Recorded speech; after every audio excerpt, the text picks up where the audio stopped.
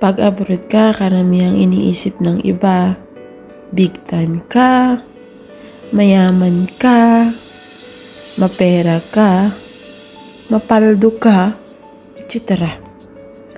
Pero ang hindi alam ng karamihan sa atin, pag abroad ka, mararanasan mo ang matinding pagod, puyat, gutom, stress, at mayroon pang iba na minumura ng amo, nabubugbog, at ang masakit pa, nire-rape or pinapatay.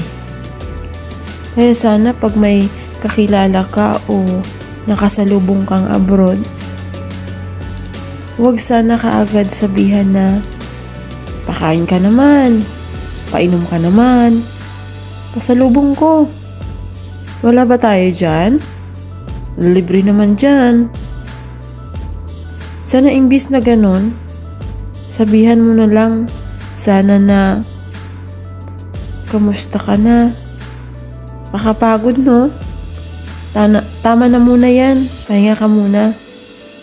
Sabay samahan na rin sana ng ngiti.